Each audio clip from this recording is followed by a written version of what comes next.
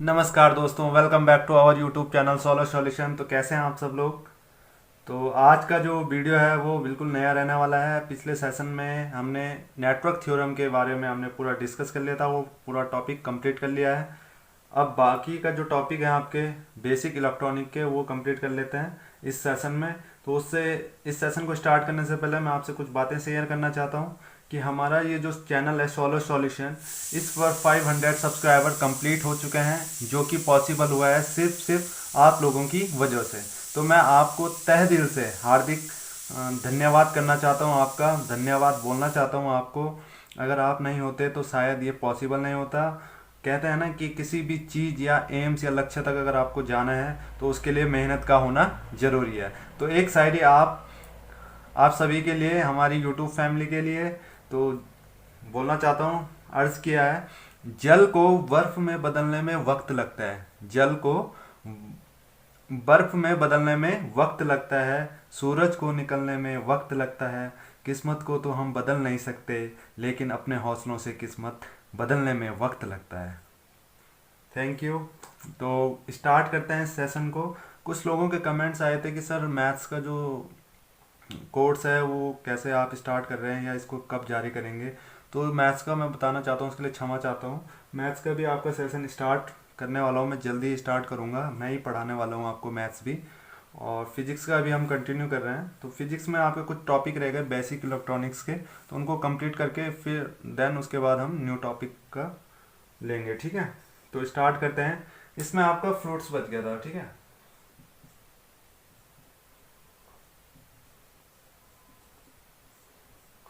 एक और कमेंट आया था कि एमसीक्यू टाइप्स के क्वेश्चंस निकालिए फिजिक्स के ऊपर। तो फिजिक्स का जो अभी टॉपिक चल रहा है, तो पहले हम टॉपिक क्लियर करेंगे, देन उसके बाद एमसीक्यूज निकालेंगे। अगर आपको एमसीक्यूज टाइप क्वेश्चन चाहिए तो आप हमारे टेलीग्राम चैनल पर जुड़ सकते हैं, डिस्क्रिप्शन में आपको लिंक मिल जाएगा, आप वहाँ पे हमारे चैनल को ज्वाइन कर सकते हैं। तो फ्लूइड्स वर्ड लेते हैं। तो फ्लूइड्स होता क्या है, तरल, जिसे हम हिंदी में बोलते हैं तरल पदार्थ, है ना। लिक्विड, लिक्विड ही बोल सकते हैं आप इसको, तरल। जैसे तरल वे पदार्थ होते हैं जो सामान्य तापमान पर क्या होते हैं, बहने की क्षमता रखते हैं। अब बहने की क्षमता कौन रखता है, लिक्विड रखता है। तो ये क्या करता है, अपने आकार के अकॉर्डिंग क्या होता है, स्वयं निश्चित नहीं रख पाते हैं। ये अपना आकार क्या करते हैं, निश्चित नहीं रख पाते। अब देखो कोई लिक्विड है, सपोज आपका लिक्विड में फॉर्म में हो गया, जैसे वाटर हो गया, ऑयल हो सकता है, तेल बोल सकते हैं आप, ठीक है। तो अगर ये चीज़ें हैं तो इसका आकार निश्चित नहीं रह सकता, स्वयं ही निश्चित नहीं रह सकता। अगर कुछ चीज़ अगर फर्श पे गिरी है इस तरीके से, तो उसका सेफ मतलब निश्चित नहीं रह सकता। उसे हम क्या कर सकते हैं, अगर जैसे हम इसी चीज़ को अगर हम बोतल में डालें, अगर इसी चीज़ को अगर हम लिक्विड को अगर बोतल में डालें तो वो बोतल का शेप ले लेगा। ऐसे में देखेंगे फर्श पे डालेंगे तो प्लेन का शेप ले लेगा। तो इस तरीके से ये क्या कर लेता है, जिस वस्तु पे आप डालोगे उसी वस्तु का आकार ले लेता है। तो जैसे हमने पढ़े थे सभी द्रव क्या होता है, गैस तथा वाष्प तरल पदार्थ के नाम। अब आपका गैस हो गया, है ना। गैसेस, जितनी भी गैसेस हैं या वाष्प या तरल पदार्थ, भाप बोल सकते हैं आप, ये सारे हमारे किस में आते हैं, फ्लूइड्स में आते हैं, तरल में आते हैं। अब क्लासिफिकेशन देख लेते हैं इसका, क्लासिफिकेशन ऑफ फ्लूइड्स, इसे समझ लेते हैं। मैं इसे रफ कर लेता हूँ, एक मिनट।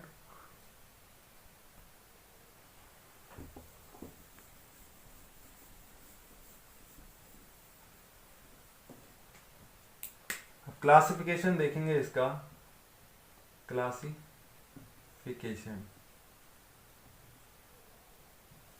क्लासिफिकेशन ऑफ वर्गीकरण जो है इसका तरलों का, वो बहुत टाइप है इसके। मैं तो कुछ आपको टाइप्स बता देता हूँ। जैसे संपीड़ित बल हो गया आपका, जैसे आप बोल सकते हैं कॉम्प्रेसिव, कॉम्प्रेसिबल फ्लूइड्स। जैसे एक नंबर का ये हो गया, फर्स्ट आपका ये हो गया, ठीक है। तो कॉम्प्रेस संपीड़ित तरल जो होता है वो क्या होता है, गैस तथा वाष्प संपीड़ित तरल पदार्थ। अब इसमें आपके जैसे आ गए गैसेस आ गए, ठीक है। भाप, मॉइस्चराइजेशन आ गया आपका, भाप आ गया आपके, ठीक है। वाष्प आ गया, मतलब इन्हें आसानी से क्या कर सकते हैं, दबा सकते हैं। अब गैस है आपकी, जैसे कुछ आपने मोमबत्ती जला ली या धूपबत्ती जला ली, अगरबत्ती कुछ करके जला लिया आपने, तो उसकी जो वो है गैस है, अगर उसमें से गैस निकल रही है तो उस गैस को आप आसानी से क्या कर सकते हो, दबा सकते हो, है ना। जैसे वाष्प है, वाष्प को आप आसानी से दबा सकते हो। पर इनमें क्या होता है, तापमान परिवर्तन का अधिक प्रभाव पड़ता है, जब टेम्परेचर का इसमें क्या पड़ेगा, ज़्यादा इफेक्टिव होगा, है ना। तो वो आपका कॉम्प्रेसिबल फ्लूइड्स हो गया। अब दूसरा है आपका इसी में इनकॉम्प्रेसिबल फ्लूइड्स। Incompressible fluids. अब ये क्या होते हैं, असंपीड्य बल, जिसे हिंदी में बोलते हैं असंपीड्य बल। असंपीड्य बल। अब ये क्या होते हैं जी, तो असंपीड्य बल वो होते हैं जिसमें क्या होता है, द्रव असंपीड्य तरल पदार्थ होते हैं। द्रव को आप ले सकते हैं लिक्विड, इसमें आपकी किसकी बात होगी, लिक्विड की। अब लिक्विड की बात हो रही है तो लिक्विड के लिए क्या होगा, इसको हम आसानी से नहीं दबाया जा सकता। इसको अगर हम दबाना चाहें लिक्विड को, अगर हमने ऑयल ले लिया, सपोज एग्जांपल के लिए हमने ऑयल ले लिया, अब इसको प्रेस करना होगा तो ये इतनी आसानी से नहीं दबाया जा सकता है अकॉर्डिंग टू कॉम्प्रेसिबल फ्लूइड्स, मतलब गैसेस के अकॉर्डिंग। अगर हम बात करें लिक्विड को तो इसको आसानी से नहीं दबाया जा सकता है, जिस तरीके से हम गैस को आसानी से दबा सकते हैं।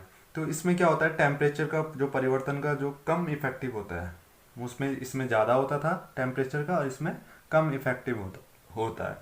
थर्ड है आपका आइडियल गैस। ये आइडियल फ्लूइड्स की बात कर रहे हैं, आइडियल फ्लूइड्स। अब आइडियल फ्लूइड्स क्या होते हैं जी, आदर्श तरल बोलते हैं जिसको, पढ़ा होगा आपने ये चीज़ें। तो आदर्श तरल क्या होता है कि उन तरल पदार्थों को कहते हैं जो अपने किसी भी कण के विस्थापन में, जो अपने किसी भी कण के विस्थापन में कोई प्रतिरोध प्रस्तुत नहीं करते हैं। इनको दबाया नहीं जा सकता है, इनको क्या नहीं किया जा सकता है, दबाया नहीं जा सकता है, प्रेस नहीं किया जा सकता है, इनको कॉम्प्रेसिव नहीं किया जा सकता है, ठीक है। जैसे आपका रियल फ्लूइड्स क्या हो सकते हैं, आइडियल प्लास्टिक फ्लूइड्स होते हैं, है ना। अब इसके भी और भी टाइप हैं, जैसे फोर्थ हो गया आपका रियल फ्लूइड्स। नेक्स्ट हो सकता है आपका 5 प्लास्टिक फ्लूइड्स हो गया, आइडियल प्लास्टिक फ्लूइड्स हो गया, नॉन न्यूटोनियम फ्लूइड्स हो गया आपका। तो बहुत सारे क्लासिफिकेशन है आपके फ्लूइड्स के। तो जो मेन थे वो मैंने आपको बता दिए हैं, एक कॉम्प्रेसिबल फ्लूइड्स और इनकॉम्प्रेसिबल और आइडियल फ्लूइड्स, ठीक है।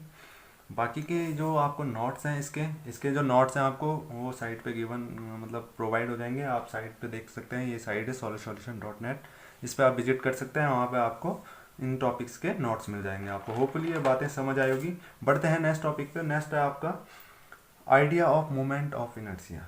ये टॉपिक आपने बीएससी में पढ़ा होगा ग्रेजुएशन में, तो इसको कंटिन्यू करते हैं, जिसे हम हिंदी में बोलते हैं जड़त्व आगुण, है ना। जड़त्व आगुण आपने परिचित होंगे इस चीज़ से पहले से ही।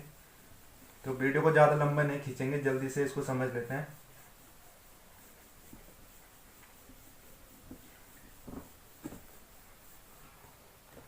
अब है आपका idea of moment of inertia. Idea of moment of inertia. अब ये क्या होता है जी, है ना, इसकी बात कर रहे हैं। तो सबसे पहले हम समझ लेते हैं कि इनर्शिया किसे कहते हैं, जड़त्व आगुण होता क्या है, मोमेंट ऑफ इनर्शिया होता क्या है, जड़त्व आगुण बात करें ना, जड़त्व आगुण। तो जड़त्व आगुण वो होता है कि किसी वस्तु या पिंड का वह गुण, किसी वस्तु या पिंड का वह गुण जो घूर्णन गति कर रही है, और वस्तु में घूर्णन अक्ष के सापेक्ष क्या कर रही है, वस्तु की स्थिति में परिवर्तन का विरोध करता है ना। यहाँ पे नहीं है, इसको राइट साइड में बनाते हैं। डेफिनेशन आप देख सकते हैं स्क्रीन में कि सापेक्ष वस्तु की स्थिति में परिवर्तन का विरोध करता है, उसे जड़त्व आगुण कहते हैं। तो जब किसी वस्तु पर क्या करते हैं, हम घूर्णन बल लगाते हैं। किसी भी वस्तु पर अगर हमें कोई भारी या बल लगाना है, घूर्णन बल, तो क्या होता है, विराम अवस्था से वस्तु घूर्णन गति करना क्या कर देती है, आरंभ कर देती है ना। अगर कोई वस्तु क्या है विराम अवस्था में, तो वो क्या कर देती है, घूर्णन करने लग जाती है। और अगर वो पहले से ही घूर्णन गति कर रही है, तो वस्तु के विपरीत दिशा में हम क्या लगा लेते हैं, घूर्णन बल आरोपित करने से हुआ क्या होता है, वस्तु की घूर्णन गति को क्या कर देता है, स्टॉप कर देता है। अब सपोज लट्टू है, अगर लट्टू अगर घूम रहा है, अगर हम उसको अपोजिट में अगर कोई फोर्स लगाए, तो वो कहीं ना कहीं क्या हो जाएगा, खुद से ही स्टॉप हो जाएगा, अगर हम उस पर क्या करेंगे, घूर्णन बल लगाएंगे, ठीक है। तो सपोज हम मान लेते हैं ये आपका कोई एक क्या है, पिंड है, ठीक है, या वस्तु है। अब ये आर रेडियस पे है, ये आर रेडियस पे इसको क्या करना है, घूर्णन करवाना है हमने। ये m द्रव्यमान का कोई पिंड है। उसमें मतलब जैसे रस्सी ले लिया आपने, रस्सी में आपने क्या कर दिया, एक पत्थर ले लिया, उसको इस तरीके से आपने क्या करना है, रोटेट करना है, घुमाना है, इस तरीके से हमने घुमा दिया। ये आपका यहाँ पे कोई m द्रव्यमान का कोई पिंड है या वस्तु बोल सकता है। इसको आप क्या कर रहे हो, इस तरीके से इसको यहाँ से इस तरीके से घुमा रहे हो, इस डायरेक्शन में, है ना। तो इस डायरेक्शन में आप इसको घुमा रहे हो, रोटेट कर रहे हो। तो माना एक m द्रव्यमान की वस्तु r है, m द्रव्यमान की कोई वस्तु है, उसकी त्रिज्या कितनी है, रेडियस कितनी है, आपको दे रखी है। तो रेडियस आपने कितनी मान ली, इसकी r मान ली, ठीक है। रेडियस आपको केस में r मान ली है। तो वृत्तीय पथ पर क्या कर रहे हैं, अब ये वृत्तीय पथ है ना, सर्कुलर पाथ है ये आपका। तो इसमें क्या कर रहा है, ये रोटेट कर रहा है। तो इस पे क्या करना है, वृत्तीय पथ पर जो घूर्णन गति के अक्ष के सापेक्ष वस्तु का जो जड़त्व आघूर्ण का मान होगा, वो क्या होगा, द्रव्यमान व घूर्णन अक्ष से वस्तु की दूरी के वर्ग के गुणनफल के बराबर होता है। तो आप डेफिनेशन देख सकते हैं, आप स्क्रीन में आपकी डेफिनेशन आ रही होगी। तो कहीं ना कहीं वस्तु का जो द्रव्यमान होगा या जड़त्व आघूर्ण होगा, मोमेंट ऑफ इनर्शिया, वो I इक्वल टू द्रव्यमान और उसकी दूरी के वर्ग के स्क्वायर के बराबर होगा। तो ये होता है आपका, ये निकलता है फॉर्मूला, है ना। अब तो ये तो सिर्फ एक ही गति थी, मतलब सपोज r ही था। अगर इसमें बहुत सारे द्रव्यमान हो, सपोज इन्फिनेटिव हो, n तक हो, अगर जैसे ये है, आइए r1 मान लिया, फिर ये यहाँ से आपने r2 मान लिया, इस तरीके से बहुत सारे हैं, r3 r4 डैश ऐसे करके ये rn। अगर इस तरीके से कोई आपका सर्कुलर पाथ है, तो उसमें अगर आपको मोमेंट ऑफ इनर्शिया निकालना हो, तो उसके लिए फॉर्मूला क्या निकलेगा। सपोज फर्स्ट कंडीशन आ गई कि n कणों के लिए एक निकाय के लिए अक्ष के परितः जड़त्व आघूर्ण फाइंड आउट कीजिए। तो किस तरीके से आप इसका फॉर्मूला फाइंड आउट कर सकते हैं, आपने कुछ नहीं करना है। इसमें क्या करोगे, आप I इक्वल टू लिखोगे। अब देखो m1 की बात है, तो m1 r1 दोनों है, आपको पता है एक के लिए क्या होता है, moment of inertia mr square होता है। पर अगर इन्फिनेटिव या n के लिए बात करें, तो n कणों के लिए तो m2 फिर r2 का स्क्वायर, इस तरीके से, फिर m3 r3 का square, plus dot dot dot करके आपने क्या कर देना है, इन्फिनेटिव तक लिख देना है। तो m n और r n का होल स्क्वायर। तो इस तरीके से आपके लिए n कणों के लिए आपके लिए मोमेंट ऑफ इनर्शिया इस तरीके से फाइंड आउट कर सकते हैं।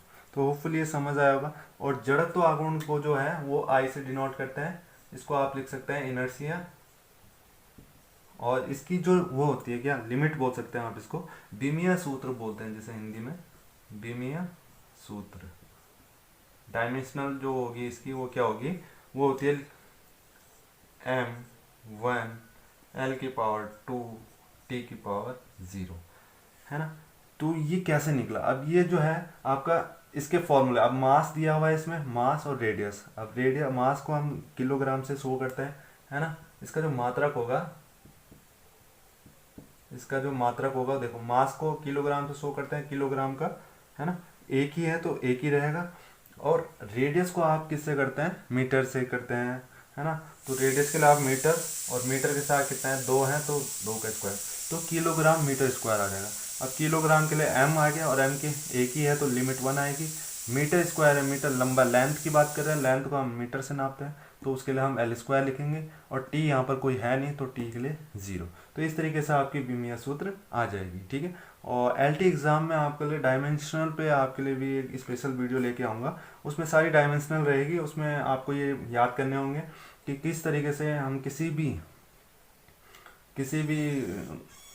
का हम वो निकाल सकते हैं, डायमेंशनल निकाल सकते हैं, है ना। तो एग्ज़ाम में काफ़ी इंपॉर्टेंट टॉपिक रहेगा आपका ये वाला, लिमिट वाले। अगर हमको इसकी ये निकालनी हो, बीमीय सूत्र निकालना हो, तो उसके लिए इस तरीके से निकालते हैं मात्रक से, ठीक है। तो होपफुली ये समझ आएगा। नेक्स्ट पढ़ते हैं इसमें डायनेमिक्स ऑफ रिजिड बॉडी। अब दृढ़ पिंड की बात कर रहे हैं, इसका रफ कर लेते हैं जल्दी से, नेक्स्ट देख लेते हैं इसमें।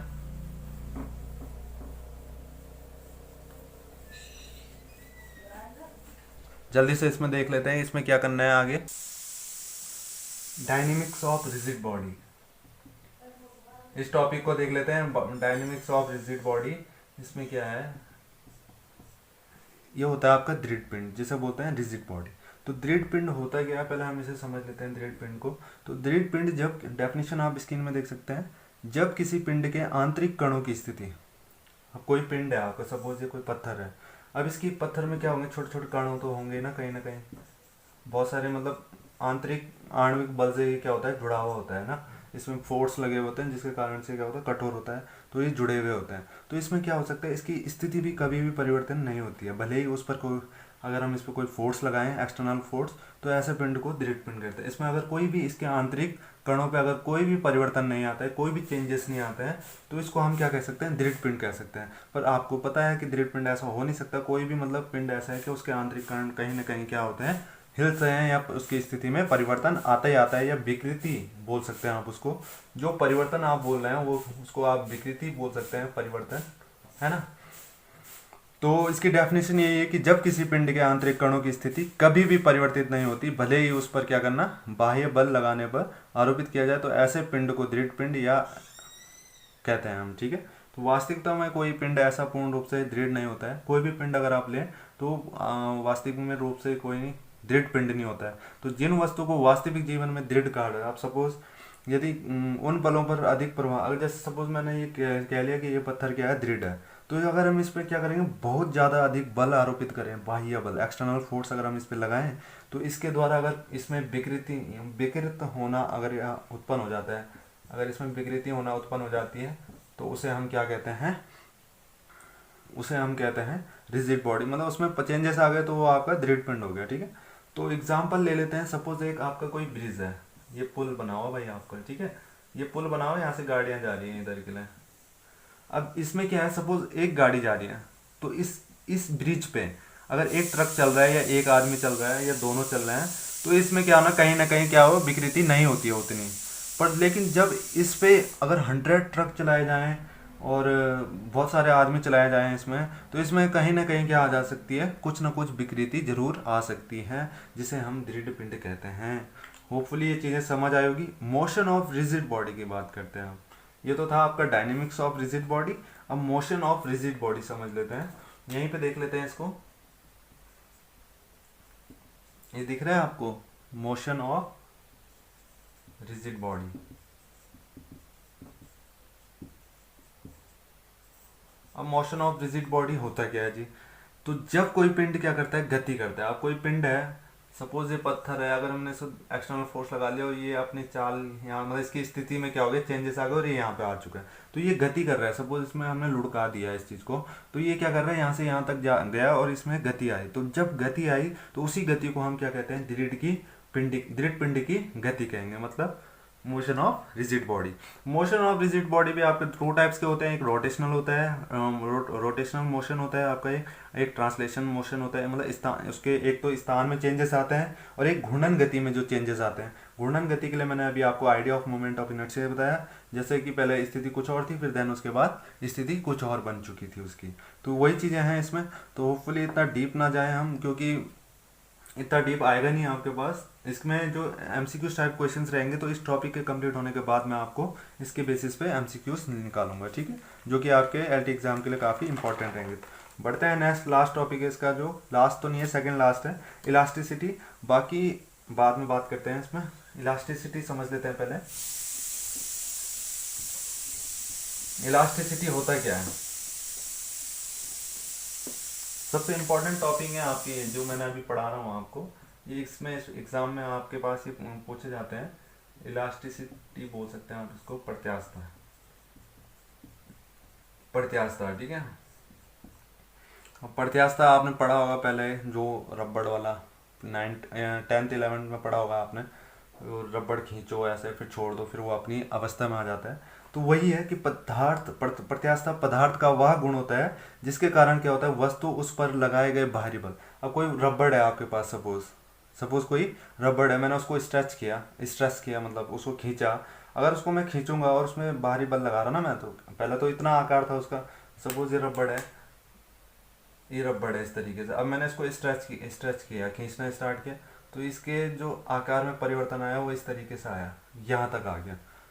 पहले नॉर्मल इनिशियल फॉर्म में ऐसा था, और जो लास्ट की फॉर्म आई इसकी फाइनल फॉर्म, तो उसमें क्या हो गया, रबड़ का आकार यहाँ तक चले गया। तो जैसे ही मैं एक्सटर्नल फोर्स छोड़ देता हूँ, तो ये पुनः अपनी अवस्था में आ जाता है लौट के, है ना। ठीक है, तो ये पुनः क्या हो जाता है, अपनी अवस्था में आ जाता है और यही जो परिवर्तन का विरोध करता है। अब इसने क्या करा, चेंजेस का जो विरोध करता है, तो जैसे ही बल हटा दिया जाता है तो वह अपनी पूर्व अवस्था में आ जाता है, तो वही हमारा क्या कहलाता है, प्रत्यास्थता कहलाता है, या प्रत्यास्थता का गुण कह सकते हैं आप इसको। ठीक है, अब पढ़ते हैं इसकी इलास्टिसिटी और लिमिट। लिमिट अगर हम इसकी बात करें लिमिट की, तो लिमिट क्या होती है इसकी, इसकी जो सीमाएं होती हैं वो होती है जैसे विरूपक बल के परिमाण की वह सीमा जिसमें कम बल लगाने पर। अब इसमें हम क्या करेंगे, अगर सपोज कम बल लगाने पर पदार्थ में प्रत्यास्था गुण बना रहता है ना,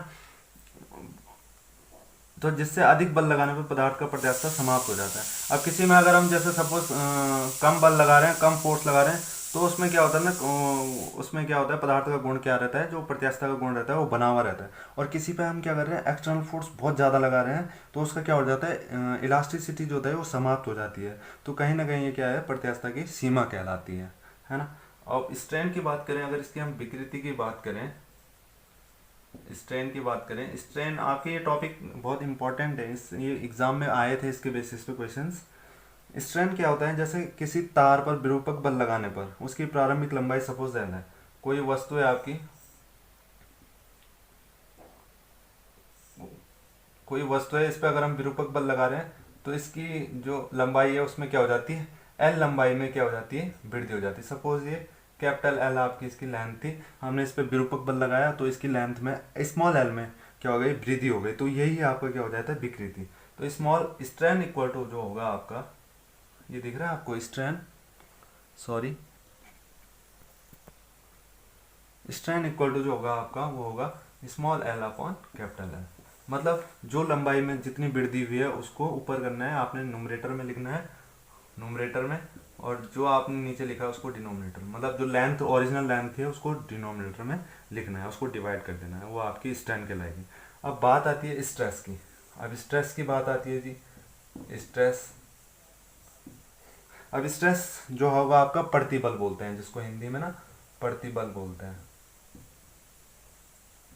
अब प्रतिबल होता क्या है, तो प्रति एकांक क्षेत्रफल पर प्रति एकांक क्षेत्रफल पर लगाए गए बल को प्रतिबल कहते हैं। नाम से ही पता चल रहा है, प्रति एकांक क्षेत्रफल पर लगाए गए बल को ही स्ट्रेस कहते हैं। अब हुक का लॉ है इसमें आपके पास, हुक का नियम आप देख सकते हैं। हुक का नियम क्या कहता है कि प्रत्यास्था की जो सीमा है उसमें किसी बिंदु में उत्पन्न जो विकृति होती है आपकी स्ट्रेन जो होती है उस पर लगाए गए प्रतिबल के अनुक्रमानुपाती होता है। तो E इक्वल टू जो होगा आपका स्ट्रेस अपॉन स्ट्रेन बोल सकते हैं। इसका मात्रक होता है न्यूटन पर मीटर स्क्वायर, या आप न्यूटन डैश मीटर माइनस की पावर 2, या आप इसको पास्कल से भी शो कर सकते हैं इसका मात्रक। तो यंग का जो प्रत्यास्था गुणांक होता है वो होता है आपका y equal to stress upon strain. ठीक है, तो अंधेरिया प्रतिबल अपॉन अंधेरिया विकृति। तो होपफुली ये वीडियो पसंद आए हैं तो वीडियो को लाइक करें, सब्सक्राइब करें हमारे यूट्यूब चैनल को, साथ ही साथ बेल आइकन जरूर प्रेस करें जिससे कि हमारी नई वीडियोस का नोटिफिकेशन सबसे पहले आपको मिले। और इसी तरीके से प्यार सपोर्ट करें और जल्दी से जल्दी हमें 1K तक पहुंचाएं। और इसी तरीके से मिलते हैं नेक्स्ट वीडियो में। Thank you so much, love you to all guys.